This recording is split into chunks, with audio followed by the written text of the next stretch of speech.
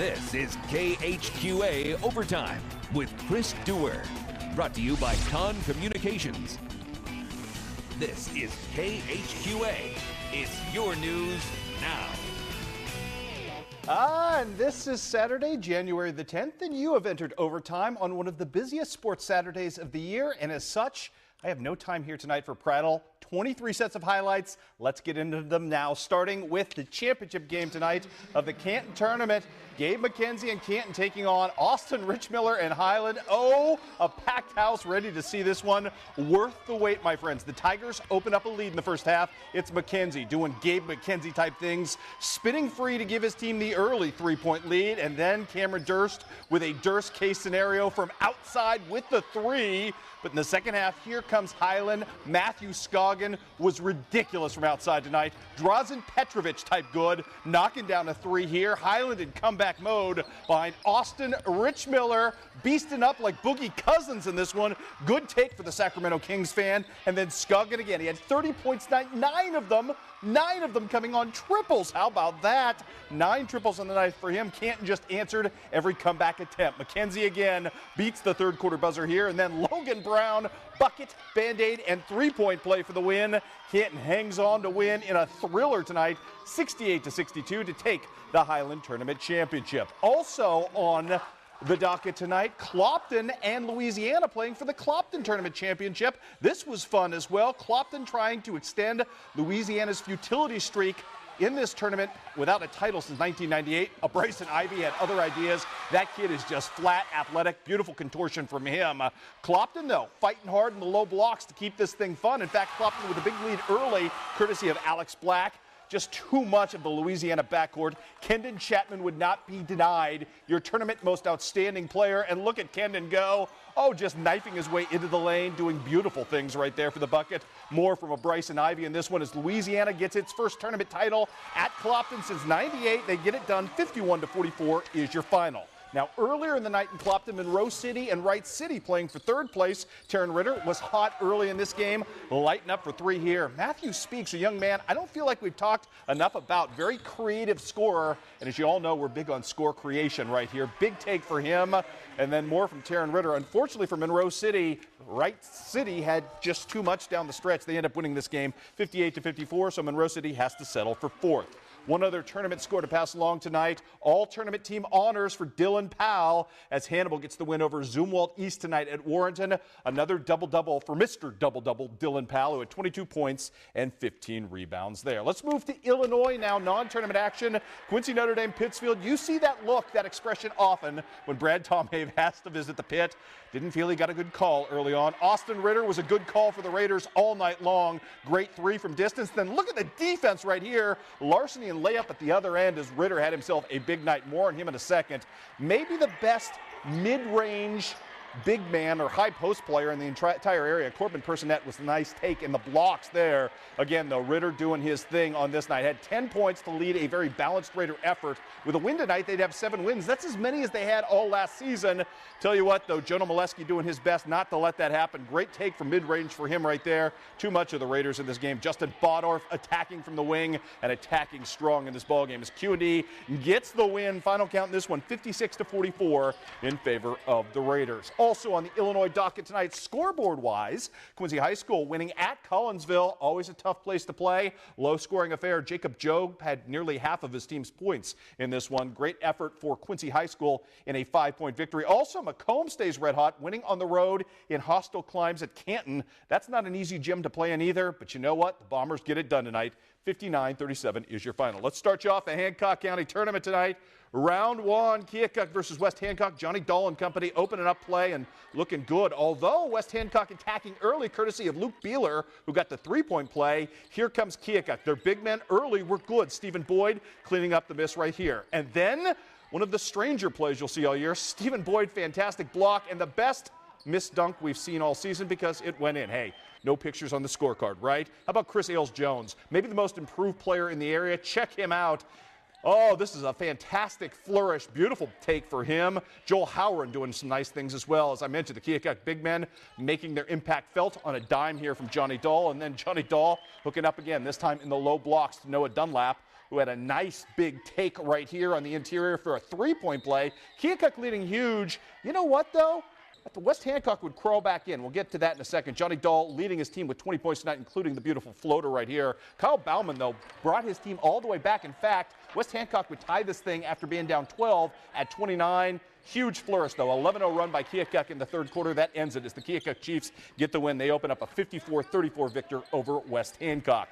Meanwhile, in the nightcap, it was Unity and Illini West going at it. Coach Rasmussen's team taking on Coach Carruthers' team. Not a lot of hair in that matchup, but hey, who am I to talk? Early on in this one, Adam Donnelly getting the Mustangs ignited from distance with a three right there. Perimeter game good for Unity tonight. Clayton Thompson, same spot, same result for him. Then Illini West got wise to that kind of thing. Nolan Ard playing some perimeter defense out here, not allowing the three-point shots. The steal, and you can go Ard or you can go home. Beautiful take for him with the lay-in there. Illini West starting to heat things up, get back into this thing. Braden Bennett, his favorite spot atop the key, and he's deadly from there, knocking down the long jumper. Unity, though, would force overtime in this game, courtesy of Corey Miller. Big-time three coming up from the youngster right here, and he is a good one as he gets the shot off. Nicely done there. Jensen Corzat and company, though, too strong in the OT as Illini West dominates that frame and gets the win. By virtue of it, Illini West, your winner tonight in overtime, 63-56, your final in that ball game. How about some of the late night scores tonight from the Winchester Invitational? One of our favorite tournaments anywhere. It was Carrollton beating Western 57-31. Calhoun, too much for West Central, winning 66-53. On the late shift, Griggsville Perry just finished off a 69-34 win over Route. And congratulations to Rushville Industries' Manning Plater. He had his 1,000th career point tonight, albeit in a loss to North Green for Rushville Industry, 43-39. Earlier in the day, how about the Payson Seymour Indians trying to bounce back against Brown County after that loss to Q&D the other night? Close game in the first half in this one. Darian Drake, the strong lay-in at this point. Brown County down just one at that point, 15-14. After that, Payson would put the floor, or the foot to the gas pedal, I should say. Easy for me to say. Hunter Flessner got in foul trouble at Q&D, atoning right there. How about Payson right here on the fast break? Drew Burwinkle does what he does, finishing things off nicely. It's just Burwinkle time in this one. More from Mr. Burwinkle coming up in this one, as you will see him coming up right here. Oh, beautiful pass on the inside, and there's Drew with a nice finish as well. How about this? More from Burwinkle. He had 32 points on the day. That's a big day from that fella, as it would be all Payson in this game. Payson wins 66-31, your final. How about Liberty and Triopia? Just a bit later in the afternoon. Liberty looking really good. The Trojans started off okay in this game, courtesy of Blake Lawson getting the tough bucket on the interior. Not an easy thing to do against Greg Altmix's defense, but Levi Obert would answer at the other end and answer very effectively from distance, knocking that down as well. Back comes Triopia early. Grant Dusterhouse keeping his team around early in this game, hitting the jumper. He was good, so too the young sophomore Isaac Weary's, pretty good quarterback, not a bad basketball player either, as Mr. Weary's comes up and hits the jump shot. From that point on, I should say, all Liberty in this game. It's time for Reed Wolfmeyer to do Reed Wolfmeyer type things. Kisses one off the glass, gets the foul. He's pretty good, and then he's going to work the defense over right here for the easy bucket. Good stuff from him, and then some good stuff from Tate Rowe as well, working the step back three in this one, as Liberty would get the victory and get it handily. 55-17 was your final there. Early in the day, Central had to open up against the one seed. That'd be Porta. Taylor Hyman working early to keep this thing close, hitting the runner in the lane right here. Hyman was pretty darn good in this game, as Porta's lead early on in this game was just 16-15. Again, Hyman working it really nicely right here for the mid-range jumper. However, the Blue Jays had answers, and they're pretty darn good. Michael McCurdy with a three. Just a one-loss team on the season, and that loss was to a really good Warrensburg-Latham team. You see why. The Blue Jays had plenty of firepower. The Panthers tried to stay close, courtesy of Christian Rigg, just not nearly close enough, as Porta pulls away for a 46-33 victory. Pleasant Hill with a rare chance today for a first-round victory, and they would give Greenfield Northwestern all they wanted. Corby Edwards, really good athlete, outstanding football player, not bad on the basketball court as well. Pulling up for two right here. Seth Moyers working as well in the paint right here for the bucket. From that point, though, the Wolves just trying to fight an uphill battle, and they would fight it effectively most of the day. They could just never get the lead less than 2 points. Russell Miller with a nice catch and release inside. Miller again working it. Just too much, though, down the stretch from Greenfield Northwestern, which gets the win today, 61-56, a heartbreaker for Pleasant Hill. Some more scores to pass along today from Southeast Iowa. Fort Madison wins again. No surprise there. Miles Wenseen leading the way. No surprise there either. 74-48 your final. And Holy Trinity gets a 10-point win over Waco. 47-37 in a very low-scoring affair. Also need to mention the Quincy homeschoolers who knocked off nationally ranked Illinois Crusaders today. Big time at Hannibal LaGrange. 72-51 your final. Ben Casula with 22 points. Happy birthday to him, and also happy birthday to Bowling Green's Bryson Abbey. So congratulations to both those guys. I believe it's 18 for both of them today, celebrating with wins. You got to like that. We'll have more overtime coming up after this. You're watching KHQA Overtime with Chris Dewar. Brought to you by Con Communications. And welcome back to Overtime, everybody. For a program that appeared to be in shambles when Jeanette Bergen inherited it at the last possible moment 2 years ago, Culver Stockton women's basketball is rising fast. The Lady Wildcats opened the day with a sterling 10-3 record and with a chance to certify it with a win over a nationally ranked foe. That would be Baker's second half of this ball game. Lady Wildcats within striking distance of the upset. Katie Davis helping that cause out, hitting the offensive glass, hitting it hard right here to put her team back to within one. And then check this out. Late in the ball game, Jasmine Matthews around the horn. Oh, she gets the fortuitous carom. It's 52-51 Culver. At that point, later, Randy Lee Plunkett. Oh, she's so clutch. Look at this jumper. Off the window, 54-51 Culver Stockton. Unfortunately, Erica Simpson for Culver Stockton down the stretch would tie this thing up at 55 apiece, but she would miss the freebie on the end of the three-point play. That sends Nikki House to the line for two. She hits them both. Culver Stockton with a chance to win it up 9. You know what? Baker still with one last chance to tie or win, but check out the steal from Jasmine Matthews. Just enough to get it done, and the folks on the Hill are absolutely elated. Fantastic win for them. We'll talk much more about the turnaround at Culver Stockton coming up on Tuesday when we feature the Lady Wildcats. More for you. Women's college basketball today.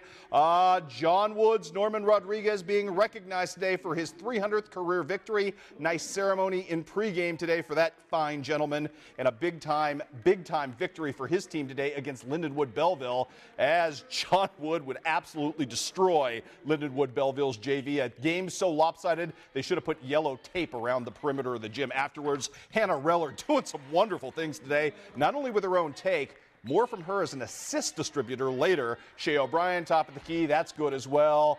And how about some Grace Luce doing some nice work as well, as she will clean up the miss right here. Pretty stuff off the Hannah Reller feed. Big day for Hannah Reller throwing the ball around, as she was just a dime dropper. Great game for John Wood as they win by the final count in this one of 104-47. There's that pretty assist for Miss Reller as well. On the scoreboard today, Quincy University getting one on the road. Nice win for them. Southeastern Community College wins again to improve to 12-4 on the season. The Western women would run into a buzzsaw today against South Dakota. That didn't stop Ashley Luke from having a monster game. She had 31 points on the day, continuing her streak of double-digit scoring. She got some help at times in this game. Sophie Reichelt from the outside knocking down the 3 in this ball game, but unfortunately Western, or actually the long 2 I should say, Western fell down early, could never really make up the distance in this game despite the monster game from Ashley Luke again. Western loses 101-87, your final there. Let's move on to men's basketball today. John Wood taking on Robert Morris. Jordan Johnson spurring a 19-0 run in the second half in this one as well. Great passing, good sharing of the basketball today by the Trailblazers. This is Willie Drake giving it up unselfishly on the interior to Bruce Ogalat, who gets the bucket right there. Then Brody Gronwald, just, you can't leave him open like that. Automatic with the 3. John Wood wins big in this one. 94-62 was your final. Culver Stockton at home today trying to snap a 5-game losing streak. They do an effective job on it. Trevon Mitchell from the outside. He's got 3-point distance, and he's going to brag a little bit, let you know, as he can hit that bucket, putting his team into this one. But you know what? Ugly deficit early in this game, despite the heroics right here of Jawan Graham. Great take for him. Culver trailed by as many as 17. Dennis Hogan with a 3-point play the conventional way. Also had this magnificent block to give his team the victory down the stretch. Culver snaps the streak and wins by the final count of 64-61. Other men's basketball scores. Quincy Queen's University, a hard luck loser today at McKendree, despite the heroics of Herm Senior, who had 11 points in that ball game. Also, HLG, a loser to Harris Stowe, despite Wyatt Stevens' big day. The Western men taking on Oral Roberts today. Talking about the institution, not the former preacher. Tate Stensgaard. Oh, let's talk about McMurray. Big win today as well, as you saw there, beating Fontbonne. And nice day for Dylan Guthrie, who had 31 points. And there's the Harris Stowe score as well, as they beat HLG. Now on to the Western men. Tate Stensgaard and company trying to get back into this game after trailing early. Nice lay-in from him. J.C. Fuller also had his game in full effect in this one, coming up with a 3 right here. Western's got a lot of guys who can stroke the basketball and do it nicely. Mohammed Khan also making his presence felt in the interior at times. Just too much, though, today from Oral Roberts, as they end up winning 66-57 would be your final there. And we're just getting warmed up. More overtime highlights straight ahead. Let's take you to the highlights now from the championship game between Palmyra and Macon tonight back at Highland. On the girls' side, dandy showdown. Always fun when these two teams end up hooked up together, and it seems like they always end up engaged in this championship bout in this one. Early on in this ball game, Macon making a splash in this one. Great take right there by Chaley Britt. She's a phenomenal player. Palmyra answering back in this ball game in what was a hotly contested answer and call and response. Haley Wassman, nice bucket and take for her right there as well. Macon on the run. How about this? Beautiful take right there from Katie Clapp. She takes it in strong. Again, back and forth throughout the night we go. Outside jumpers, they were falling in this one and falling nicely. How about that big 3 from Nicole Krager, which was really the difference in capper in this ball game. Really the separation point as Palmyra hangs on to beat Macon by 1 tonight. Final count 52-51 in a game well played by both teams. Let's take you to Illinois basketball action. Q&D on the road at Williamsville today. Already a commanding 20-point lead in this one. Mackenzie Foley, right there on the inside, finding the net quickly. Third quarter, Mackenzie Foley this time on the drive. She misses the rack, but Quinna Keating is there, grabs the rebound and the points for her on the take in this one as well. Then it's Sarah Arnold from outside, draining the long 3. It's 41-14 Raiders at this point. Later, Erica Obert doing some nice work as well as Q&D gets the win, 67-22, your final in this ball game. Let's do some Central Lady Panther tournament action. Big one between Unity and Central in this one. Always a tough showdown early on. Kaylee Kuhn hitting the Jets right here. She's going to get the bucket, and it's going to fall for her. At the other end, though, Central Southeastern had answers. Colby McClellan, monster day for her on the day. 12 points, 15 rebounds, 3 steals, 2 blocks for her as well. Unity trying to answer on the interior this time. Jordan Hildebrand giving her team a 4-point lead at that point, and then Caden Miller going to step up and hit jumpers as well. This was really a back-and-forth affair all the way down to the end. Unity pulls it out by 2 down the stretch in what was a thrilling contest. Final count in favor of Unity, 36-34. Also, we thought we had an upset brewing in the early morning in the old gym as Brad Bergman's Quincy High team came out and punched South Fulton in the mouth in the first quarter, largely in the first half, I should say, largely behind Ariana Benjamin, who spins away from a defender, gets the bucket here, and then Tiara Edwards from the outside knocking down the 3. Threes were falling in this one in the first half. Casey Kelly going to answer with a 3 as well, as Quincy High School has the lead at the half. They're going to actually extend it at half to 21-16. Nice lead for them as Ariana Benjamin going to clean up nicely yet again right here. Third quarter, though, disaster for the Blue Devils in this one as Kylie Krause and company are going to come to life. Not only Kylie Krause, but Summer Burgard as well. 2 really outstanding players for state-ranked South Fulton. This is Krause, and later it's Burgard from the outside as South Fulton rallies back and wins 52-41, your final there. Other scores today from the old gym. Brown County having a heck of a day, beating Quincy High and beating Unity in an upset, 58-56, your final on that one. And Central Southeastern continues the woes for South Fulton today, beating them 58-45. In the new gym, other side of the bracket, Illini West and Liberty going at it. Right off the bat, Josie Finch knocking down a 3, and then Illini West would go another 9 minutes of clock time without a field goal. Ugly first half, not for Caitlin Obert, though. She was really working it on the inside and working the scheme very hard and making some nice buckets early on to give her team an early 4-point lead in this one. Same place, same result. Josie Finch, though, ends the drought finally with a 3 at the other end. Good stuff for Illini West from her today. She knocks down the long jumper, the future Culver Stockton Wildcat. Other end, though, Miss Obert again, this time going coast to coast, giving Liberty the lead back, but eventually Illini West grits its way out. Shelby White with a couple of nice jumpers in this one as Illini West comes to life and wins 41-38. The other morning game, not very pretty. Jerry Wilson's Havana Ducks looking like the favorite going into this thing. No signs they weren't. Sam Sarnes with the swipe and score right here. Havana opened on a 17-2 run. West Hancock finally ended the momentum behind Kylie Ellingbo.